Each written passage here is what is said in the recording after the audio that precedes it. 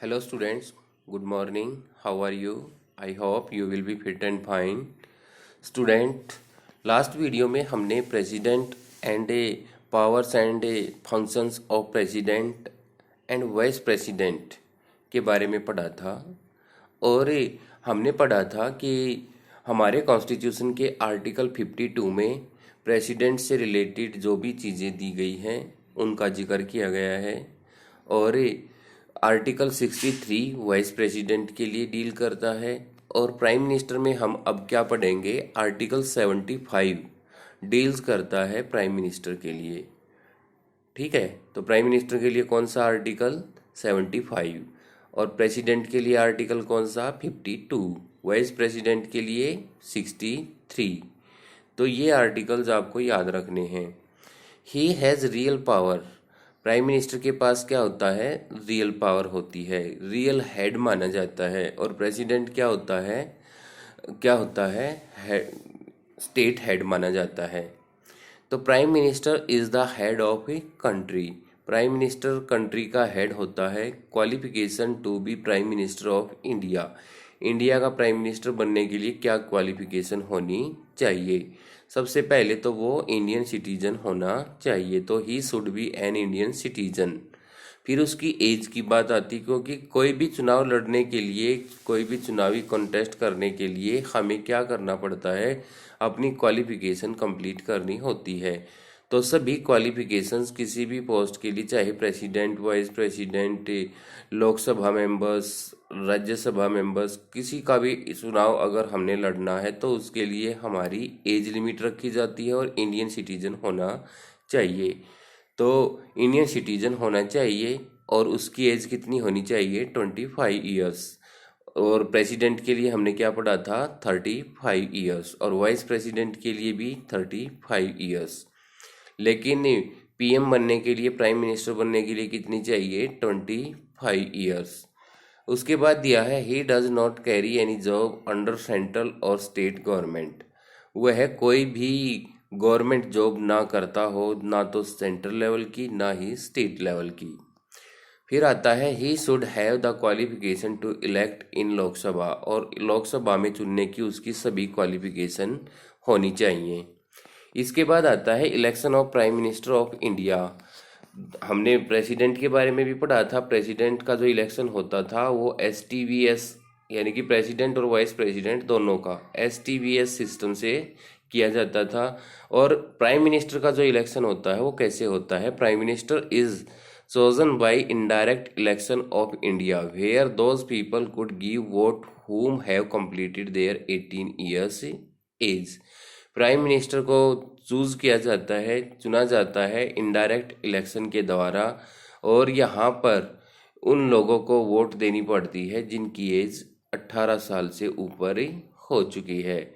Removal of prime minister of India, पहले तो आपको इलेक्शन के बारे में मैं थोड़ा सा डिटेल में बता देता हूँ। इलेक्शन जो होता है वो लोकसभा मेंबर्स बनने के लिए होता है, यानी कि MPs बनने के लिए होता है। और एक प्राइम मिनिस्टर बनने के लिए क्या होता है, एक पार्टी का लीडर बनना पड़ता है, और उस पार्टी में जितने भी कैंडिडेट इलेक्शन लड़ते हैं, अगर वो आधे से ज़्यादा सीट उनकी हो जाती हैं या लोकसभा में जिस पार्टी की मेजोरिटी आ जाती है, तो उस पार्टी के लीडर को प्राइम मिनिस्टर चुना जाता है। लेकिन प्राइम मिनिस्टर को किसी न किसी कॉन्स्टिट्यूएंसी से MP बनना होता है। अगर वो MP नहीं बनता है और उसकी पार्टी की मेजोरिटी आ जाती है तो 6 महीने के अंदर अंदर उसे लोकसभा मेंबर बनना पड़ता है। अब आता है removal of prime minister of India. Prime minister of India को किस तरह से रिमूव किया जा सकता है। The term of A prime minister can and before the end of A Lok Sabha term of a simple majority, prime minister को लोकसभा की टर्म पूरी होने से पहले हटाया जा सकता है अगर simple majority its member no longer have confidence in him, यानी कि उसकी पार्टी के मेंबर्स अगर उस पर विश्वास नहीं करते हैं कि भाई ये हमारे लिए सूटेबल लीडर नहीं है, तो उसको हटाया जा सकता है। This is called a vote of no confidence, इसको अविश्वास मत कहा जाता है, यानी कि जब पार्टी के मिनिस्टर या मेंबर्स जो हैं वो नो कॉन्फिडेंस वोट दे देते हैं, अविश्वास मत दे देते हैं, तो उसको हम क्या करते हैं, उस प्राइम मिनिस्टर का टाइम पूरा होने से पहले ही उसकी पोस्ट से हटाया जा सकता है। उसके बाद आता है power and functions of prime ministers. तो प्राइम मिनिस्टर की जो पावर एंड फंक्शन होते हैं वो बहुत सारे होते हैं। लेजिस्लेटिव पावर क्या होती है? लेजिस्लेटिव पावर्स में यानी कि जो कानून बनाने से रिलेटेड जो पावर होती है उसमें क्या आता है, prime minister acts as the leader of the house of the chamber of parliament. Prime minister जो है वो हाउस ऑफ लीडर का काम करता है पार्लियामेंट के चैम्बर में, यानी कि पार्लियामेंट का जो लोकसभा हाउस है उसमें वह लीडर के रूप में काम करता है। उसके बाद आता है he is also expected to announce important legislation and is further expected to respond to the opposition's concern. वह यह भी एक्सपेक्ट करता है, उससे ये एक्सपेक्टेशन रखी जाती है कि वह इम्पोर्टेंट लेजिस्लेशन को अनाउंस करे, यानी कि लेजिस्लेचर से रिलेटेड जो भी पॉलिसीज जो भी एक्ट किए जाते हैं उनकी अनाउंसमेंट किसके द्वारा की जाती है, प्राइम मिनिस्टर के द्वारा। और आगे भी उससे एक्सपेक्ट किया जाता है कि वह अपोजिशंस के जो संबंधित क्वेश्चन हैं उनको रिस्पॉन्ड करे, यानी कि अपोजिशन कोई भी सवाल खड़ा करता है तो उसको रिस्पॉन्स देना, उसका आंसर देना प्राइम मिनिस्टर का ही काम ही होता है। फिर आता है the prime minister does exercise some control over affairs of the parliament. Prime minister क्या करता है, कुछ कंट्रोल करता है किस पर, पार्लियामेंट के अफेयर्स पर। जो पार्लियामेंट में चल रहा है, जो भी काम चल रहा है, जो पार्लियामेंट के कामकाज होते हैं उनको कंट्रोल करना भी प्राइम मिनिस्टर का काम ही होता है। उसके बाद क्या होता है, एग्जीक्यूटिव पावर। हमारे प्राइम मिनिस्टर के पास एग्जीक्यूटिव पावर भी होती है। Prime minister nominates the members of their council of minister. Prime minister अपने काउंसिल ऑफ मिनिस्टर को क्या करता है, नॉमिनेट करता है, जिसकी रिकमेंडेशन के बाद ही प्रेसिडेंट मिनिस्टर्स को अपॉइंट करता है।